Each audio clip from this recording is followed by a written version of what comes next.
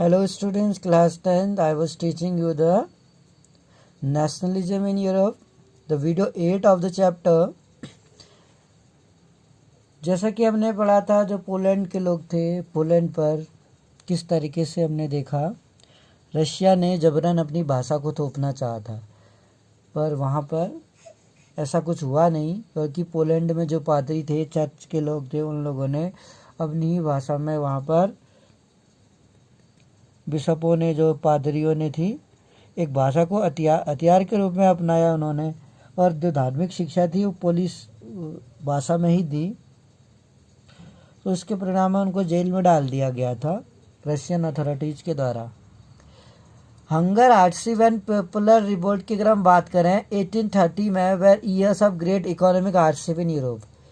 1830 के दशक में वेर ईयर्स यूरोप में भारी कठिनाइयों को लेके आया। वो 1830 के टाइम पर यूरोप में आर्थिक परेशानियां आई वहाँ यूरोप के देशों में। First half of the 19th century, 19वीं शताब्दी के प्रथम भाग में, फर्स्ट हाफ में, saw an enormous increase in public. Enormous कहते हैं बहुत ज़्यादा, ज़बरदस्त, बहुत बड़ी, बहुत तेज़ी से जनसंख्या में वृद्धि हुई यूरोप में। In most countries there were more seeker of job than employment. बहुत सारे देशों में रोजगार की अपेक्षा रोजगार प्राप्त करने वालों की संख्या ज़्यादा थी, यानी कि नौकरी ढूंढने वालों की तादाद रोजगार से कई ज़्यादा थी। जो नौकरी ढूंढने वाले थे वो बहुत ज़्यादा थे, और नौकरियों की संख्या, नौकरी जो थी कम संख्या में थी। पॉपुलेशन फ्रॉम रूरल एरिया, और जो जनसंख्या थी रूरल एरिया से माइग्रेट होके सिटी में बस गई, to live in over crowded slums, जो गरीब बस्तियों में रहने लगी। यानी गांव क्षेत्रों से अतिरिक्त आबादी जो थी from rural area migrated to the city, over crowded slums में, झुग्गी झोपड़ियों में रहने लग गई। स्मॉल प्रोडक्ट इन टाउन, जो स्मॉल प्रोड्यूसर, छोटे उत्पादक थे टाउन में, उनको अक्सर बहुत टफ कंपटीशन फेस करना पड़ता था। जो नगर के लघु उत्पादक थे उनको अक्सर इंग्लैंड से जो आयातित मशीनें थी, यानी कि from import of cheap machine, जो इंग्लैंड से सस्ती मशीनें आयात की गई थी, उनसे टफ कंपटीशन झेलना पड़ता था छोटे उत्पादकों को, क्योंकि इंग्लैंड से यहाँ के जो व्यापारी थे अन्य देशों के, उन लोगों ने बहुत अच्छी मशीनें आयातित की थी जो ज़्यादा प्रोडक्शंस करती थी। तो छोटे उत्पादक इसका कंपटीशन नहीं कर पाए, इन्हें कड़ी प्रतिस्पर्धा का सामना करना पड़ा था। इंग्लैंड में when industrialization was more advance, England में जब औद्योगिकरण ज़्यादा आधुनिक हो गया, एडवांस हो गया, महाद्वीपों में सबसे ऊंचा था। इंग्लैंड में औद्योगिकरण का जो स्तर था अन्य महाद्वीपों के advance than on the continent, other continent के मुकाबले में बहुत ऊंचा था। This was specially so in textile production, महाद्वीपों को यह प्रतिस्पर्धा कपड़ा उद्योग में ज़्यादा झेलनी पड़ी थी। This was specially so textile production में, which was carried out mainly in homes और स्मॉल वर्कशॉप, क्योंकि इसका जो उत्पादन होता मुख्यतः घरों में या छोटे कारखानों में होता था और केवल आंशिक रूप से मशीनीकृत था। पार्शली मतलब बहुत ही कम मशीनीकृत था, ज़्यादातर इसका जो काम था कपड़े उत्पादन का, वो छोटे छोटे कारखानों में या घरों में लोग करते थे। In those region of Europe के उन इलाकों में एरिस्टोक्रेसी स्टिल एंजॉयड पावर, जो कुलीन तंत्र है या कुलीन वर्ग है अभी भी सत्ता में था, यानी जो उच्च वर्ग के लोग थे, हाई क्लास सोसाइटी के लोग थे, अभी भी पावर एंजॉय करते थे। और जो पीजेंट्स थे, यानी कि जो कृषक थे, struggle under the burden of feudal dues, अभी भी सामंती प्रथा के, सामंती शुल्कों की जिम्मेदारी से, बोझ से तले दबे थे। ऑब्लाइजेशंस यानी इसके बाहर से, बर्डन से क्या थे, अभी भी दबे पड़े थे, जिम्मेदारियों के बोझ तले अभी भी दबे पड़े थे। फ्यूडल ड्यूज कहते हैं सामंती शुल्क। जो सामंती प्रथा थी उसके बोझ से अभी भी दबे पड़े थे। The rise of food price, और जनसंख्या जो तेजी से बढ़ने लगी, इसके परिणाम स्वरूप जो फूड थे उसके प्राइस तेजी से बढ़ गए। और जिस साल खराब फसल हुई उस साल तो उनकी कीमतें बहुत ज़्यादा बढ़ी। Led to wide spread populism in the town and country, और इस तरीके से खाने पीने की चीज़ों के मूल्य बढ़ने या किसी और फसल के खराब होने के शहर और गांव में व्यापक गरीबी फैली जा रही थी। और इस तरह से हम देख सकते हैं wide spread populism in town and city, जो व्यापक थी गरीबी जो थी, पॉपुलिज्म जिसे बोलते हैं सभी स्तर, व्यापक गरीबी, पॉपुलिज्म मतलब गरीबी शहर और गांव में, कंट्री मतलब क्या होगा गांव में, टाउन मतलब शहर, तो शहर और गांव में व्यापक रूप से गरीबी फैल गई थी। सामंती शुल्कों के बोझ तले तो अभी भी दबे थे वो सामंती लोग, अभी भी उन सामंती लोगों ने किसान और जो निम्न स्तर के व्यक्ति थे उनका पीछा अभी भी नहीं छोड़ा था। अभी भी उनसे शुल्क वसूला जाता था जमीन पर खेती करने के लिए। The year 1848 was one such year. 1848 में ऐसा कुछ साल था, वहाँ पर हम बात करेंगे for shortage and wide spread, जहाँ पर खाने पीने की अगर हम बात करें, फूड शॉर्टेज थी, खाने पीने की कमी थी, और वाइड स्प्रेड अनएम्प्लॉयमेंट, और चारों ओर व्यापक रूप से बेरोजगारी थी। Brought the population of Paris out on the road, जिससे पेरिस की जनसंख्या को सड़कों पर आने पर मजबूर कर दिया, सड़कों पर उतर आए। फ्रांस की जनता सड़कों पर उतर आई, हर जगह पर भूखमरी थी, हर जगह पर बेरोजगारी थी, तो क्या करती जनता सड़कों पर उतर आई। इस तरीके से जगह जगह जो थे बैरिकेड्स वेर इरेक्टेड, बैरिकेड्स कहते हैं बेटा अवरोध को, अवरोध लगाए गए हर जगह पर। और Louis Philippe was forced to flee कहते हैं भागने को, लुई फिलिपी को भागने पर मजबूर कर दिया गया, क्योंकि उसे भी लगता था कि जनता अगर वो जनता के सामने है तो जनता कहीं से मार न देती, क्योंकि जनता में बहुत ज़्यादा आक्रोश था, भूखी मर रही थी जनता, बेरोजगार थी जनता, और बाजार में कीमतों के दाम, जो फसलों के दाम थे, अनाज के जो दाम थे बहुत ज़्यादा बढ़ चुके थे, क्योंकि किसी वर्ष जब फसल सूख गई थी या फसल बर्बाद हो गई थी उस साल तो कीमतें और ज़्यादा आसमान को छू रही थी। और इस तरीके से लुई फिलिपी जो जिस समय राजा था वहाँ का, उसको भागने में मजबूर कर दिया। नेशनल असेंबली, और उसी तरह से उस तब एक नेशनल असेंबली प्रोक्लेम की गई थी, राष्ट्रीय सभा हम कहते हैं, नेशनल असेंबली राष्ट्रीय सभा प्रोक्लेम की गई, एक गणतंत्र की घोषणा कर दी राष्ट्रीय सभा ने, republic granted suffrage to all adult male. ध्यान रखिएगा इस बात को, नेशनल असेंबली ने फ्रांस में प्रोक्लेम कर दिया यानी घोषणा कर दी, रिपब्लिक ग्रांटेड यानी कि सभी एडल्ट मेल को जो 21 से अबव थे, सफरेजी यानी उन्हें वोट देने का अधिकार, मताधिकार प्रदान कर दिया गया। And guarantee to right to work, और काम के अधिकार दिया गया। जहाँ बेरोजगारी देखती, हर व्यक्ति बेरोजगार था, वहाँ पर भूखा मर रहा था, तो फ्रांस में हर व्यक्ति को रोजगार देने का अधिकार दिया गया। National workshop to provide employment were set up. इस तरीके से जो राष्ट्रीय सभा थी एक गणतंत्र की घोषणा करते हुए 21 वर्ष से ऊपर सभी पुरुषों को मताधिकार प्रदान किया और काम करने के अधिकार की गारंटी दी। काम करने का अधिकार दिया गया, इसकी गारंटी दी हर व्यक्ति को कि काम का अधिकार मिलेगा। National workshop to provide employment व सेटअप, रोजगार उपलब्ध कराने के लिए राष्ट्रीय क्या खोले गए, कारखाने स्थापित किए गए।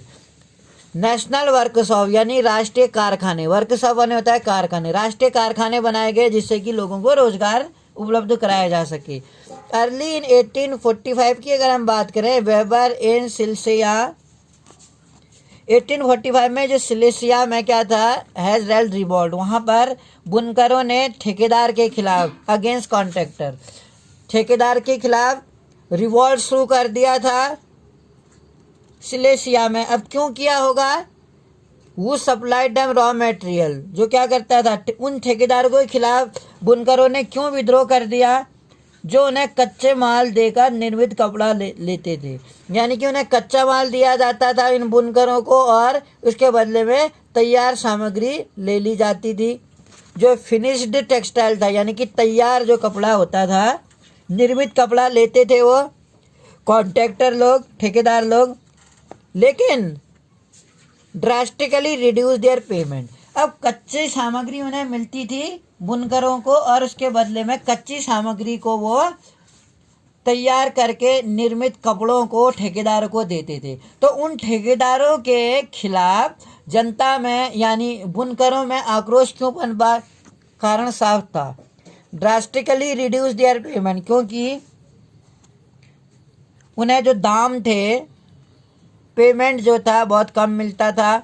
द जर्नलिस्ट जो पत्रकार है, याद रखिएगा, विल्हेम वोल्वो ने सिलेसिया के एक गांव की घटनाएं इस प्रकार इवेंट इन सिलेसिया गांव की घटना को इस प्रकार वर्णन किया है उन्होंने। इन दीज विलेजेस, इन गांवों में 18,000 इनहेबिटेंट, 18,000 आबादी वाला जो गांव था, कॉटन वेविंग, वहां पर कपड़ा बुनने का व्यवसाय था। कॉटन वेविंग यानी कि कपास बुनने का व्यवसाय था, wide spread. The misery of the worker, और इसमें जो श्रमिकों की हालत थी, जो मिजरी थी, मिजरी कंडीशन को बोलते हैं, बड़ी दयनीय थी, extreme. Desperate need for job, जब श्रमिकों की हालत बहुत खास्ता थी यानी बहुत खटे हाल थी, काम के लिए बेताब लोग। अब भाई काम करने वालों की संख्या ज़्यादा थी लेकिन काम कम था, यानी work was not available, but the job seeker were more in comparison to job के मुकाबले में जॉब तलाश करने वालों की संख्या ज़्यादा थी। इसी बात का फ़ायदा ये ठेकेदार उठाते थे। ठेकेदार इनको कच्चा सामान देते थे, इसके बदले में ये बुनकर इन्हें कपड़े सिल के देते थे, लेकिन जो निर्मित सामान था, टेक्सटाइल था, उसकी कीमत उन्हें बहुत कम मिलती थी। कहीं ना कहीं सिलेसिया अगर हम बात करें, जो एक गाँव था, वहाँ पर 18,000 की आबादी वाला बुनने का व्यवसाय, जहाँ पर लोग, जो गांव के लोग थे, सूती कपड़ा बुनने का काम करते थे, लेकिन जो श्रमिकों की हालत थी वर्कर्स की, वो बहुत फटे हाल थी, बहुत ही ख़राब कंडीशन थी। डिस्परेट नीड फॉर जॉब, और इसलिए काम के लिए वो बेताब। लोगों का फ़ायदा उठाकर ठेकेदार ने क्या कर दी थी? बनवाए जाने वाले माल की जो कीमत थी वो गिरा दी थी। Contractor reduce the price of goods, जो प्राइस थे गुड्स का उसको घटा दिया। They order on 4 June at 2 PM, 4 जून को दोपहर 2 बजे, PM है तो 2 बजे है, दिन के 2 बजे, लार्ज क्राउड ऑफ वेबर्स, जो बहुत ज़्यादा मात्रा में भीड़ जो थी, अपने घरों से निकली। इमर्ज मतलब निकली घरों से, और march in pair up to mansion of their, क्या करने लगी? 2 कतारों में चलते हुए ठेकेदारों की कोठी पहुंच गए। वो 2 कतारें बनाई उन्होंने, and March in pair up, जोड़ी बनाई 2, और मेंशन ऑफ देयर कॉन्ट्रैक्टर, और ठेकेदारों की कोठी में चले गए वो। Mention of there contractor, mention मतलब क्या होता है? कोठी।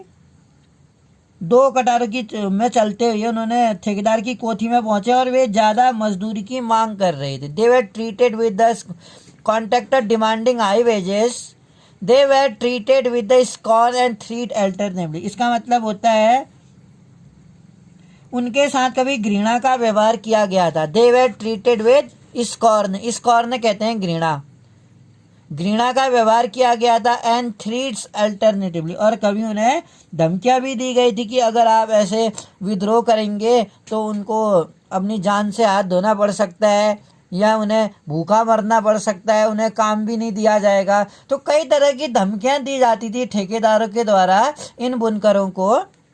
Following this a group of them force their way into the house, और इस तरीके से इसके बाद तो जब उन्हें धमकियां मिली, इस जो भीड़ थी वो घरों में, इन ठेकेदारों के घरों में जबरदस्ती घुस गई। और फिर क्या हुआ?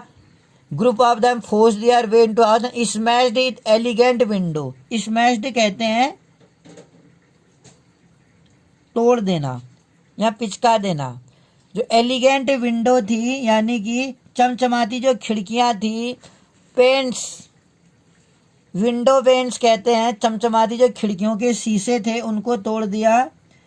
फर्नीचर जो था, पोर्क्लेनिन जो था, चीनी मिट्टी जिसको बोलते हैं। और another group broke into the store house, और एक दूसरा ग्रुप था, उसने क्या किया, स्टोर हाउस यानी कि जो अन्य गुड जो था, उसने भंडार गृह जो थे जहाँ वो अनाज रखते थे, वहाँ भंडार गृह में घुस के कपड़ों के भंडार लूट दिए। भंडार गृह में कपड़े रखे थे, कोई अनाज भी रखते हैं, अलग अलग चीज़ों का अलग अलग भंडार गृह होता है। तो भंडार गृह में जब वो गए स्टोर हाउस में, प्लंडर्ड, उन्होंने लूट, प्लंडर कहते हैं लूट लिया। It's of supplies of cloth, कपड़ों के जो उनका सप्लाईज था यानी कि कपड़ों के भंडार को लूट कर उसे तार तार कर दिया। दे टोर बल, और फाड़ भी दिया उनको, स्ट्रेच।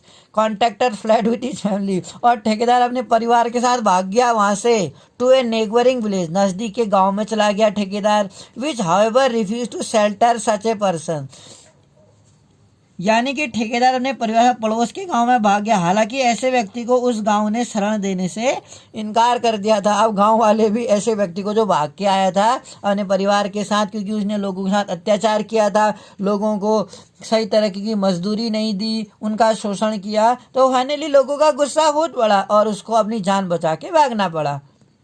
ही रिटर्न, हालांकि उस पर्सन को गांव वालों ने शेल्टर देने से, आश्रय देने से मना कर दिया था। ये रिटर्न 24 आवर्स से कहता है कि 24 घंटे बाद सेना को बुलाया गया। Having the request the army को बुलाया गया। In the exchange the followed 11 weavers were shot, और जो टकराव हुआ सेना और बुनकरों के बीच में, 11 बुनकरों को गोली से मार दिया गया। तो ये घटना जो हम पढ़ रहे हैं, तो आप देख सकते हैं एक हिसाब से आपको सरप्राइज भी हो रहा होगा कि ऐसा कुछ घटित हुआ था वहाँ पे। ठेकेदारों और बुनकरों के बीच में इतना तनाव था, इतना कंट्रोवर्सी हो गई थी कि फाइनली ठेकेदारों के घर में जाके उनकी जो चमचमाती खिड़की के शीशों को तोड़ दिया, फर्नीचर को तोड़ दिया, और जो इतना सामान था वो नेस्तो नाबूद कर दिया। और दूसरे ग्रुप ने उनका जो स्टोर हाउस था यानी कि उनका जो भंडार गृह था उसमें घुसकर उनके कपड़ों को फाड़ दिया, और किसी तरह से कॉन्ट्रैक्टर को अपनी जान बचा के अपने परिवार के साथ दूसरे गांव में गया, और दूसरे गांव वालों ने भी ऐसे व्यक्ति को आश्रय देने से मना कर दिया था। तो आपको you understood the portion of this chapter. अब उदारवादी क्रांतियां, दी पीजेंट्स अपराइजिंग जो हम इसमें देख रहे हैं, कृषक विद्रोह हमें इसमें दिखाया जा रहा है कि कृषकों ने किस तरह से विद्रोह किया, किस तरह से वो लोग यहाँ पर जो यहाँ पर सेना दिखाई दे रही है, सेना और कृषकों के बीच में इसमें तनाव सा दिखाई दे रहा है ये घटना।